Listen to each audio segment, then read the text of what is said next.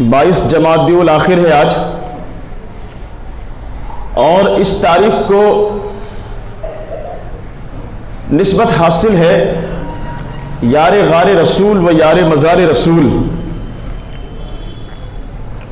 حضرت سیدنا صدیق اکبر رضی اللہ تعالی عنہ سے، اس لیے کہ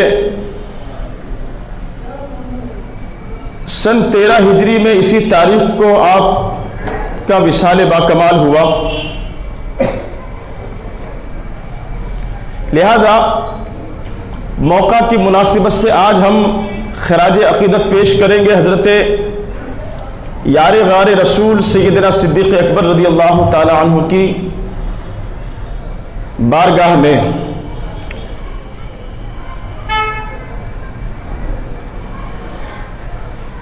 قرآن مجید برہان رشید میں اللہ سبحانہ کریم نے کئی آیات جو ہیں آپ کی فضیلت میں نازل فرمائی، بے شمار احادیث سے آپ کے علو مرتبت اور آپ کی بزرگی، آپ کی فضیلت کا پتہ چلتا ہے۔ آگے بڑھنے سے پہلے آئیے پھر نبی والے نبی پر باواز بلند ہدیہ درود پیش کر لیں۔ پڑھیں اللہم صلی علی سیدنا و مولانا محمد طب القلوب و دوائها وعافیت الابدان و شفائها و نور الابصار و ضیائها وعلى آلہ و اصحابہ دائما ابدا کثیرا کثیرا۔ امام اہل سنت سیدی سرکار اعلی حضرت فاضل بریلوی رضی اللہ تعالی عنہ بارگاہ تاجدار صداقت میں اس طریقے سے عقیدتوں کا نذرانہ پیش کرتے ہیں۔ سایہ مصطفیٰ مایہ اصطفیٰ، عز و ناز خلافت پہ لاکھوں سلام، اصدق الصادقین سید المتقین چشم گوش وزارت پہ لاکھوں سلام، اور لاکھ اٹھتا رہے رفض کا شور و غل، اس کی شمع کمالات ہوگی نہ گل، نام سے جس کے داغ علم جائے دھل، یعنی اس افضل الخلق بعد الرسل ثانی یسنین ہجرت پہ لاکھوں سلام۔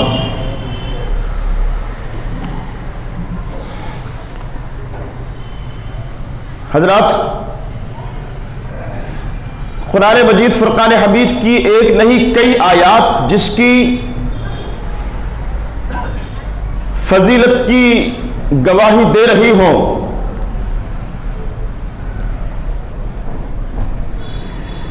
اور رسول اللہ صلی اللہ تعالی علیہ وسلم کی متعدد احادیث میں جن کے بلند مقام اور مرتبے کو بیان کیا گیا، پچھلی 14 صدیوں میں بڑے بڑے اجلہ صحابہ، تابعین، تبع تابعین، اولیاء کاملین، ائمہ مجتہدین نے، بڑے بڑے فقہاء، محدثین، مفسرین، مورخین نے جن کی بارگاہ میں عقیدتوں کے نذرانے پیش کیے، اس مختصر سے وقت میں ان کی سیرت طیبہ پر مکمل گفتگو کرنا بالکل بھی آسان نہیں، لیکن چونکہ آج ان کا یوم وصال بھی ہے، لہذا ہم نہیں چاہتے کہ محروم رہ جائیں، اس لیے آپ کی سیرت کے مختصر گوشوں پر آج گفتگو کی سعادت ہم حاصل کریں گے۔ کون سیدنا صدیق اکبر رضی اللہ تعالی عنہ؟ امت مسلمہ کا بڑا المیہ ہے کہ ایک بڑے طبقے کو، اور بالخصوص نوجوان طبقے کو، فلمی دنیا سے تعلق رکھنے والے ایکٹر اور ایکٹریس کے نام تو پتہ ہوتے ہیں، ان کی برتھ ڈے وغیرہ پتہ ہوتی ہے، اور وہ سیلیبریٹ بھی کرتے ہیں، گھروں کے باہر جو ہے وہ دیوانوں کی، پاگلوں کی بھیڑ لگ جاتی ہے، رات رات بھر لوگ سوتے نہیں، بڑے بڑے بینر، بڑے بڑے پوسٹر ہاتھوں میں لیے کھڑے رہتے ہیں۔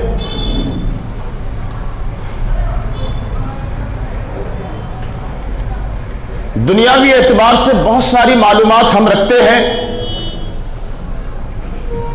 لیکن جن کے متعلق ہمیں پتہ ہونا چاہیے، جن کی سیرت طیبہ پر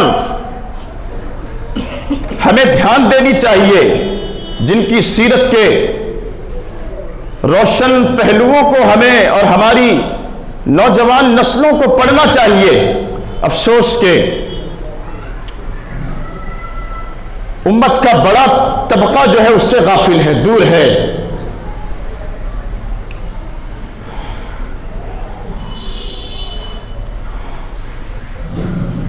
آپ اگر مسلمان ہیں، ساتھ میں اللہ کی دی ہوئی توفیق سے رسول اعظم صلی اللہ تعالی علیہ وسلم کے سچے غلام بھی ہیں، اپنے آپ کو اگر سنی کہتے ہیں تو پھر آپ کو ضرور پتہ ہونا چاہیے کہ کون ہے جناب تاجدار صداقت سیدنا صدیق اکبر رضی اللہ تعالی عنہ۔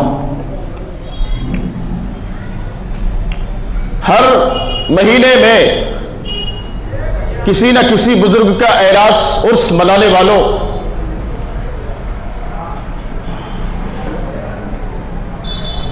لنگر و فاتحہ خوانی کا اہتمام کرنے والوں،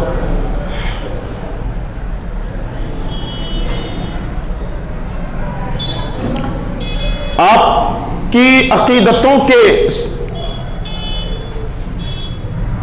یا یہ اگر کہوں کہ جس ذات کے متعلق سب سے زیادہ چرچا ہونا چاہیے انبیاء و رسول کے بعد، اور جن کے نام پر بڑے بڑے اجلاس منعقد ہونے چاہیے، کانفرنس ہونی چاہیے، لنگروں کا، جلسوں کا اہتمام، مجلسوں کی مجلسیں منعقد ہونی چاہیے، وہ ہیں حضرت تاجدار صداقت سیدنا صدیق اکبر رضی اللہ تعالی عنہ۔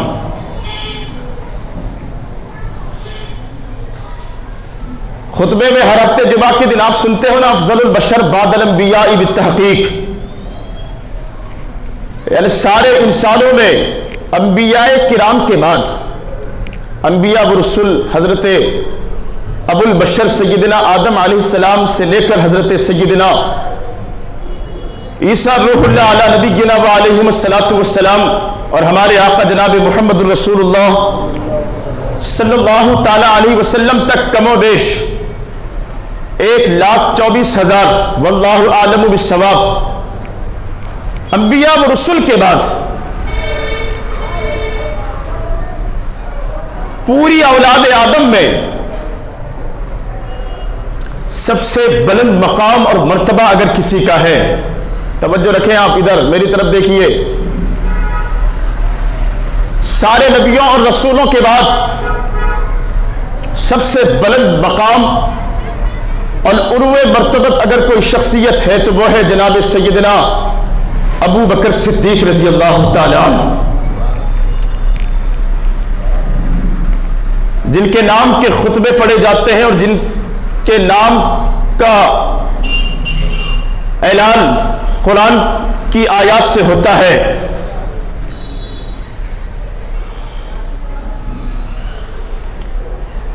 کون ہے سیدنا صدیق اکبر؟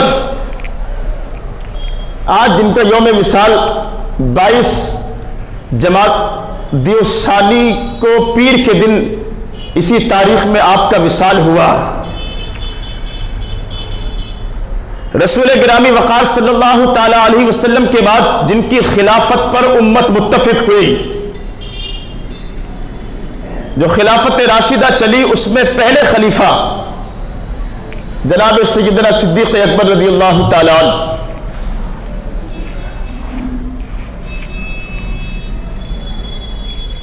اور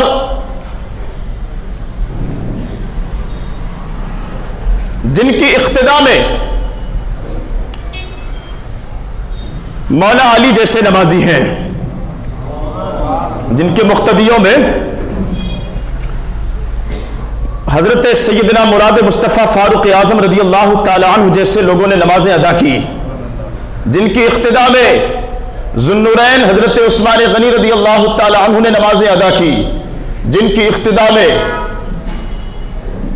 تاجدار ہفت اقلیم ولایت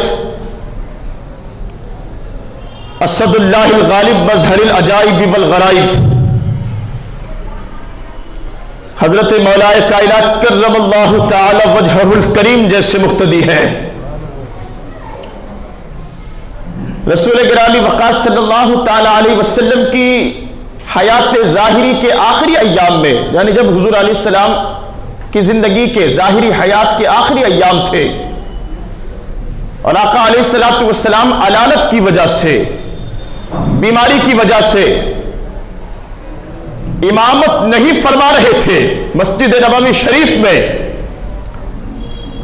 تو اس موقع پر امام الانبیاء صلی اللہ تعالی علیہ وسلم کے مصلی پر جس نے صحابہ کی امامت کرائی وہ ہے صدیق اکبر۔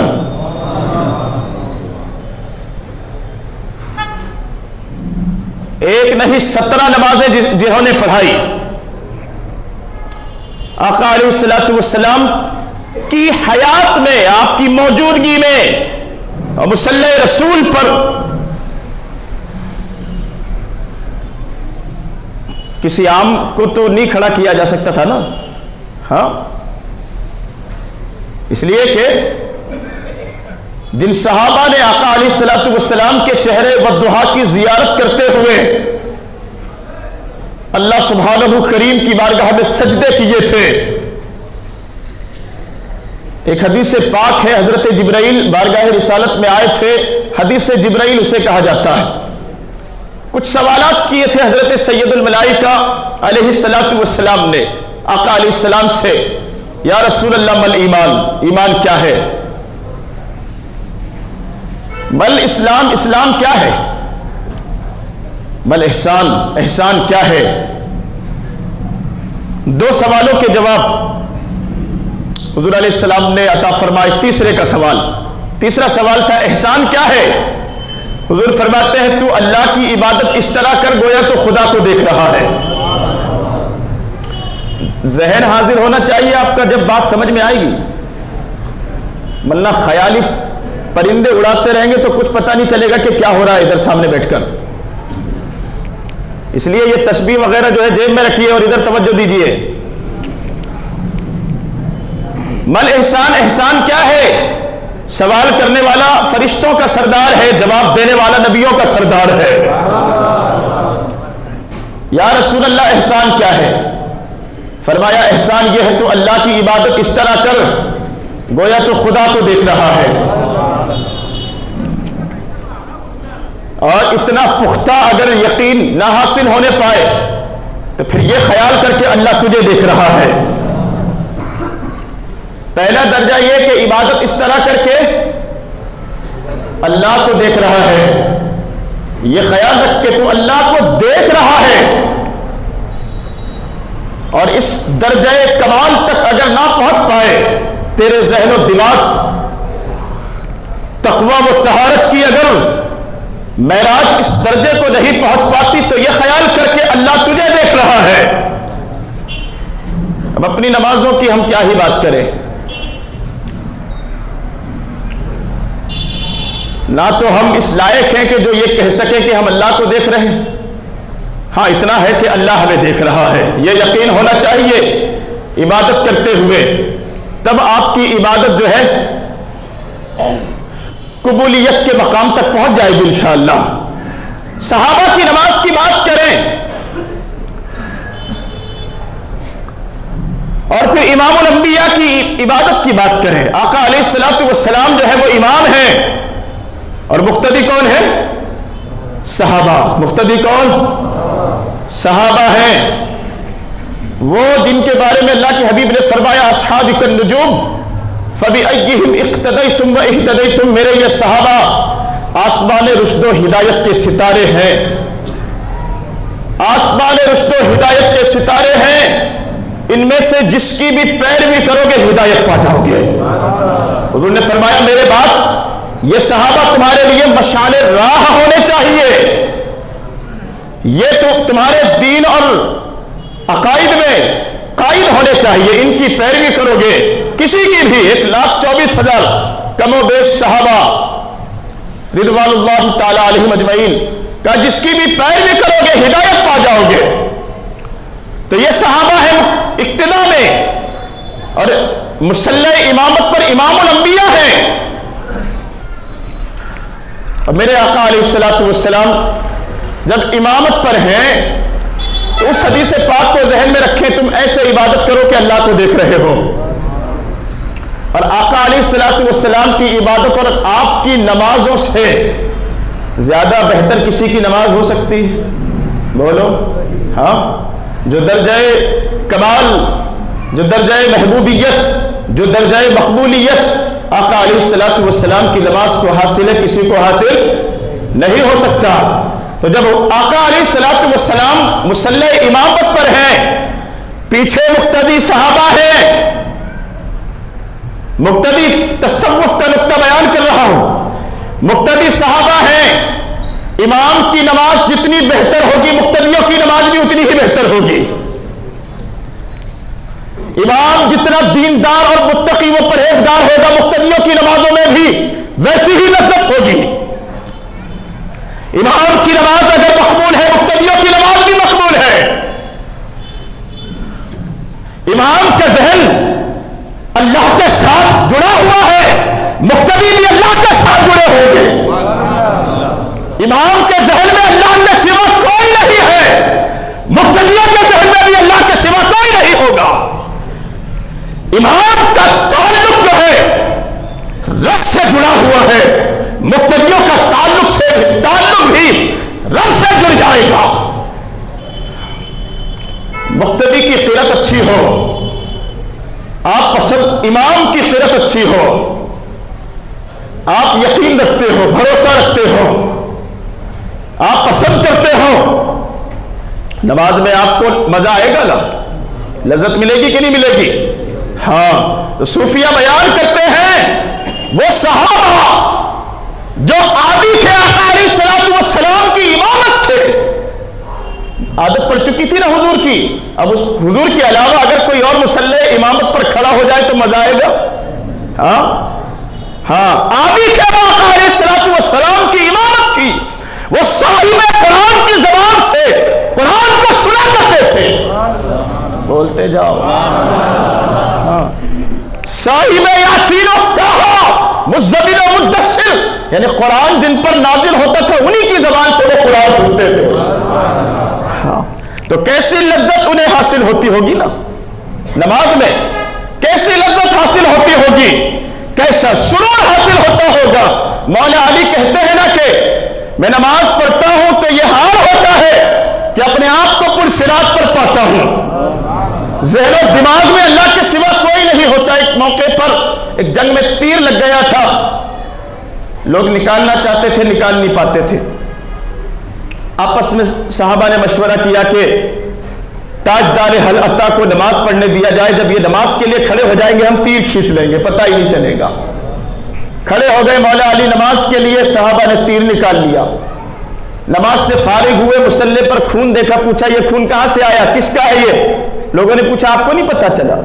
کہتے نہیں مجھے نہیں معلوم. کہا یہ آپ ہی کا خون ہے، یہ آپ کے جسم سے تیر نکالنے پر یہ خون نکلا تھا. یہ نمازیں تھی صحابہ کی، یہ نمازیں تھی، یہ عبادتیں تھی صحابہ کی.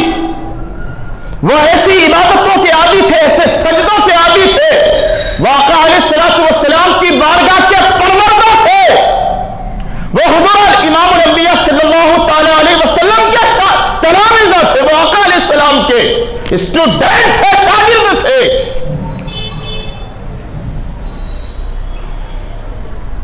تو نماز میں جو روحانیت انہیں حاصل ہوتی تھی آقا علیہ الصلوۃ والسلام سے، کسی اور کو، یا یہ کہیں کہ اب اگر حضور علیہ الصلوۃ والسلام کے بعد کوئی مصلی امامت پر آتا ہے تو اس کی امامت میں بھی صحابہ کو ویسی ہی لذت ملنی چاہیے تھی.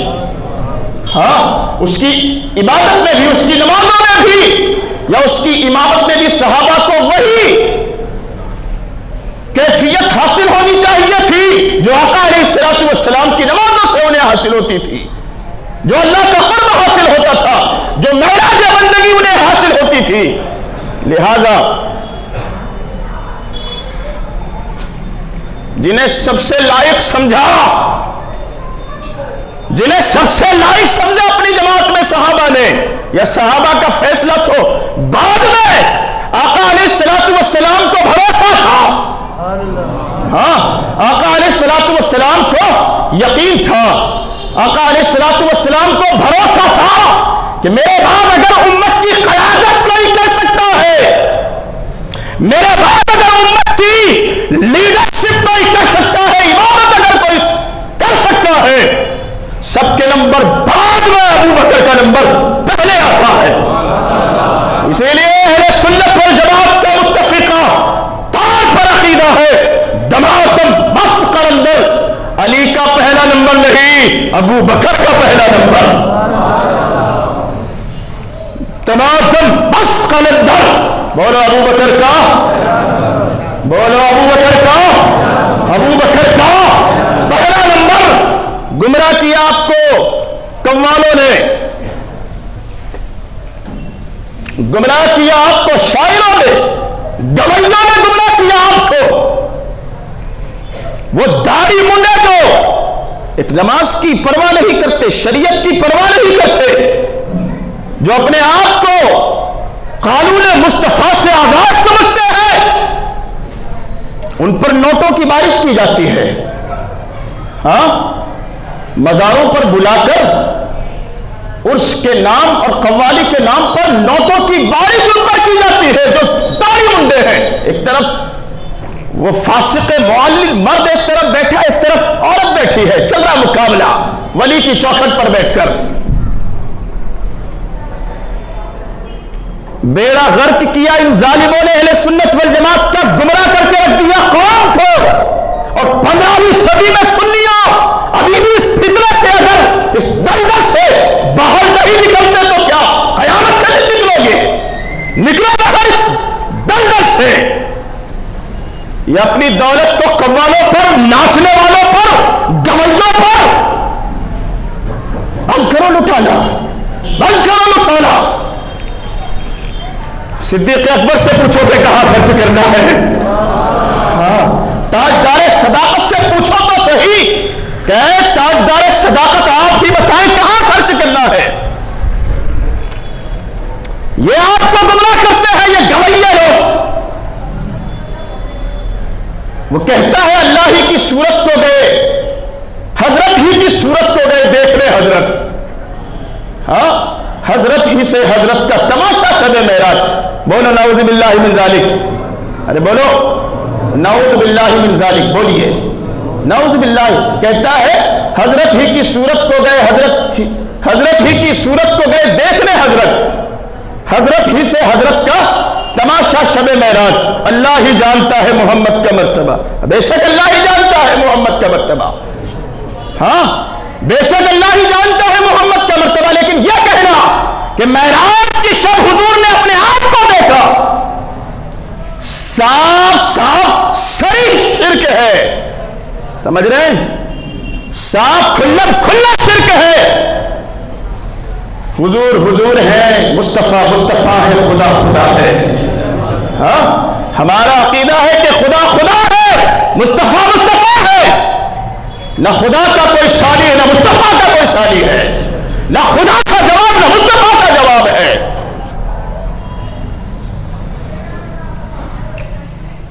تو اس گمراہی کے دلدل سے نکلو باہر۔ 15ویں صدی چل رہی ہے، دنیا کہاں پہنچ گئی، دنیا کہاں پہنچ گئی۔ مجھے حیرت ہوتی ہے ہمارے بڑے بڑے علماء اور مشائخ پر، بڑے بڑے نامور خطیبوں پر، جن کے لاکھوں نہیں کروڑوں فالوورز، جن کے مریدین کی تعداد جو ہے بے حساب پیر کو نہیں پتا، جن کے نام پر لاکھوں کے جلسے ہوتے ہیں، تو آپ کو نہیں پتا کہ سنیت کہاں پچھڑ رہی ہے۔ آپ خانقاہ میں بیٹھے، آپ نہیں جانتے آپ کا مخالف کیا کر رہا ہے۔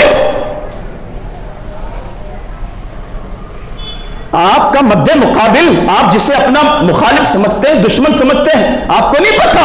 آپ دنیا بھر کے دورے کرتے ہیں، تبلیغی دورے، آپ کے علم میں نہیں ہے کہ ہم کہاں پچھڑ رہے ہیں، کہاں ہم سے غلطی ہو رہی ہے، کہاں ہم سے چوک ہو رہی ہے۔ آپ کو کو نہیں پتا تو پھر کیا علاج کیا جا سکتا ہے؟ چھوٹا منہ بڑی بات ہو جائے گی اگر ہم جیسے لوگ کچھ کہیں، ہے نا؟ آپ کو نہیں پتا لوگ جو ہیں وہ جنہیں آپ غیر مقلدین کہتے ہیں، جن کی اقتداء میں آپ نمازیں پڑھنا پسند نہیں کرتے، جن کا عقیدہ ہے کہ معاذ اللہ رب العالمین خدا جھوٹ بول سکتا ہے، ہاں، جو کہتے ہیں خیال مصطفیٰ، حضور کا خیال نماز میں آ جائے تو نماز ٹوٹ جاتی ہے، جو علم مصطفیٰ کو شیطان کے علم کے برابر بتاتے ہیں۔ آپ پسند کرتے ہیں ایسے لوگوں کو؟ رشتہ داریاں کرنا پسند نہیں کرتے۔ اب وہ اسکولیں کھول رہے ہیں، کیا کر رہے ہیں؟ اسکولیں، کالجز کھول رہے ہیں، یونیورسٹیاں، میڈیکل کالج، انجینئرنگ کالج وہ کھول رہے ہیں۔ آپ اسکولوں میں جا کر دیکھو، پڑھانے والوں کو دیکھو، اساتذہ کون ہے پڑھانے والے، کس فرقے سے ان کا تعلق ہے؟ استاد جو عقیدہ رکھتا ہے وہی وہ شاگرد کو بھی دے گا۔ بات سمجھ میں آ رہی ہے؟ استاد کا جو نظریہ اور عقیدہ ہے وہی نظریہ، وہی سوچ، وہی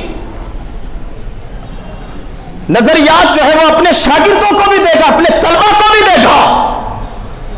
تو آج ضرورت قوالیہ کرنے کی نہیں ہے، بزرگوں کے نام پر قوالیہ کرنے کا وقت ختم ہو چکا۔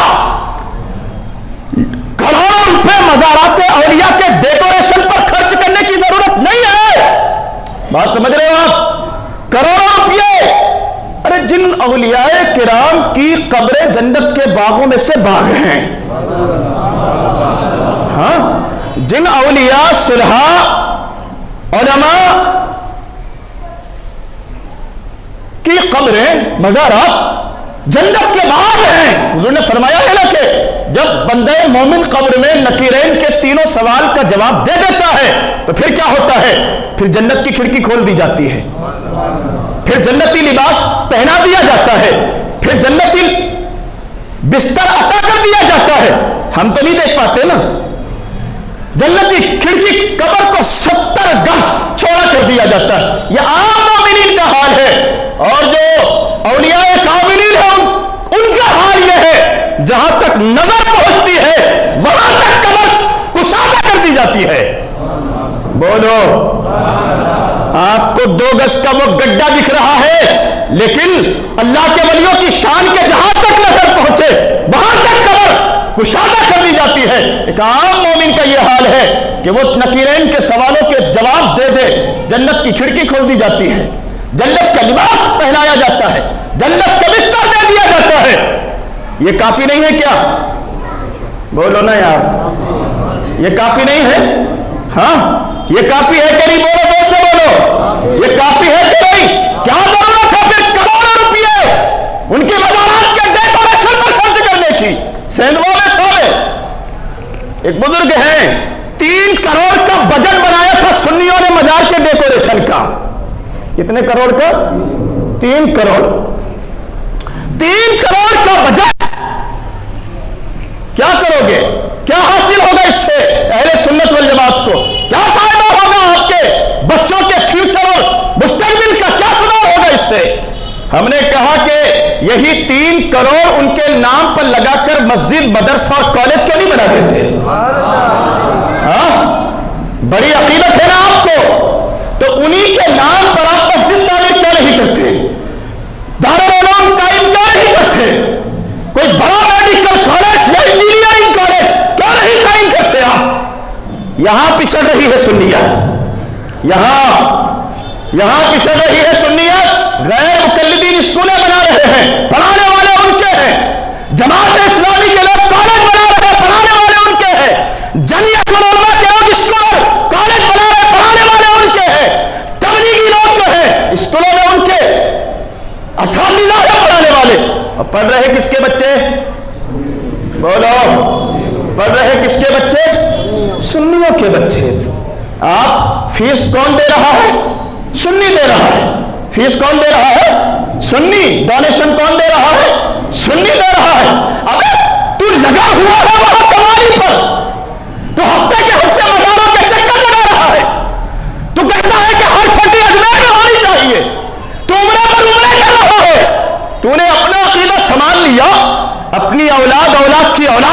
کی اولاد کے عقیدے کی فکر کون کرے گا؟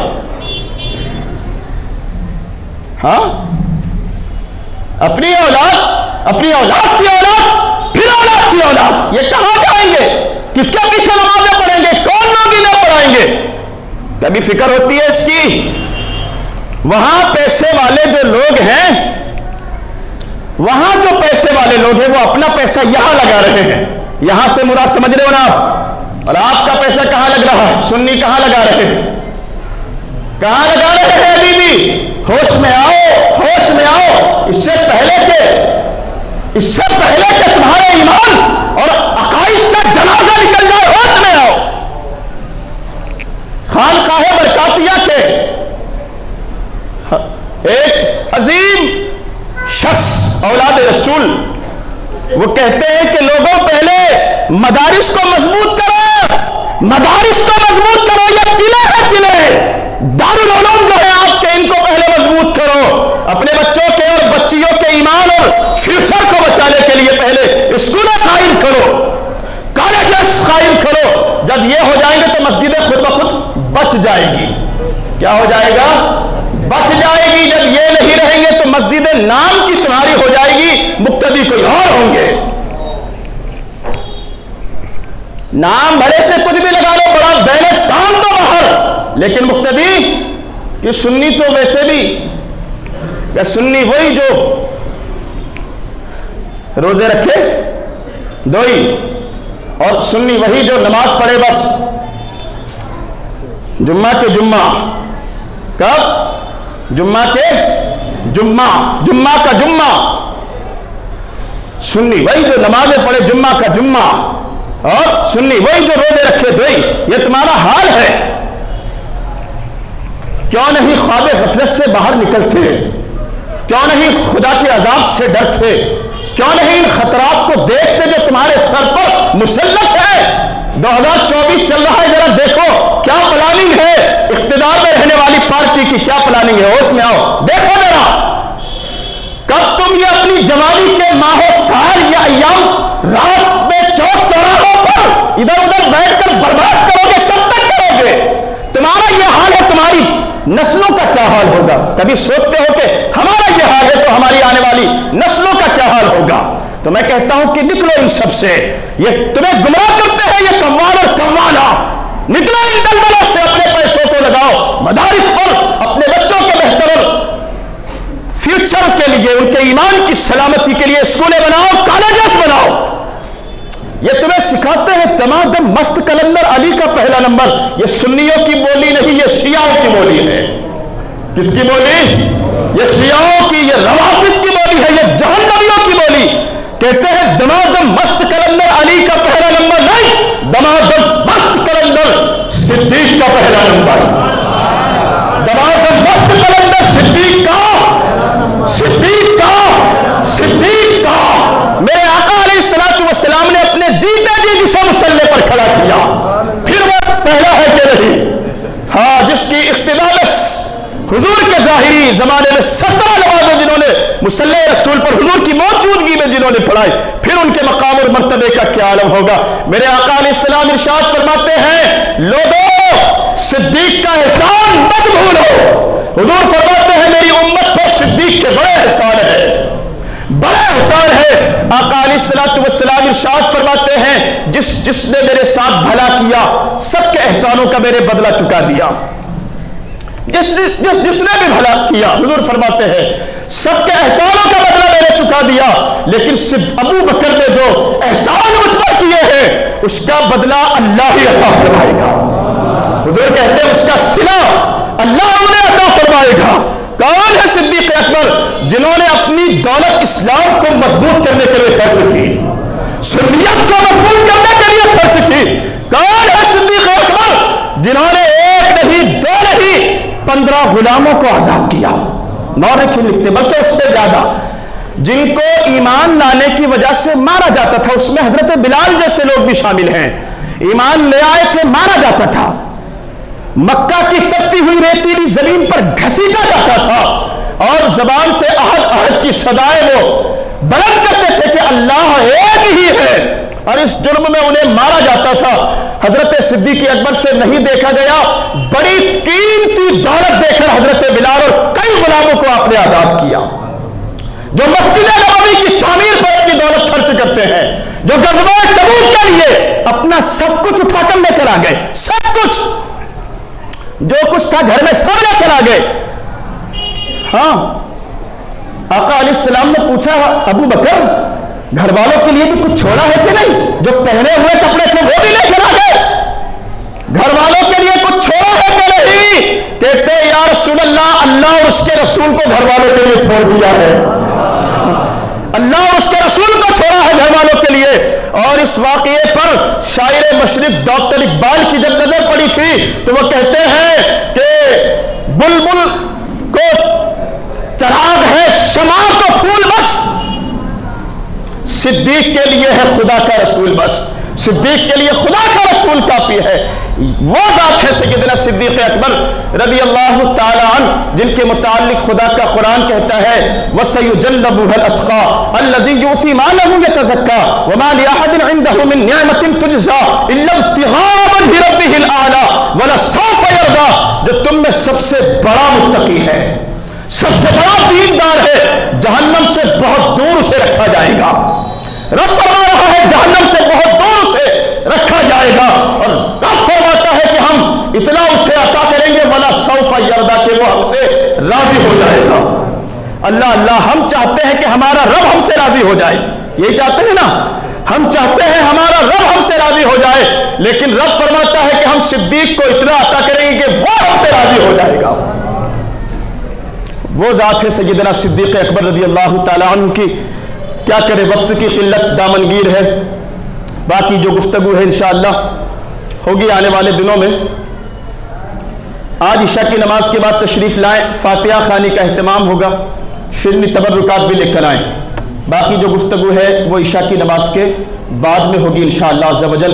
तो मुसलमानों, अहले सुन्नत वल जमात से ताल्लुक़ रखने वालों, जो बातें मैंने आपके सामने रखी है ना, ये सिर्फ जज्बाती बातें नहीं, ये हकीकत मैंने बयान की है।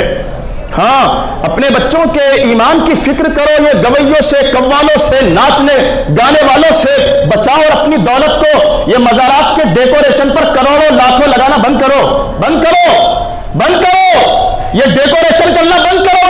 उन मज़ारात वैसे ही जन्नत में है, उनकी कब्रें जन्नत के बागों में से बाहर है, फिर ऊपरी सजावट की उन्हें जरूरत नहीं है। उनके नाम पर कुछ करना है तो मदारिस खोलो, उनके नाम पर कुछ करना है तो स्कूल खोलो, ताकि आपके बच्चों का जो फ्यूचर है वो अंधकार में ना पड़े, फ्यूचर उनका रोशन हो जाए, ब्राइट हो जाए।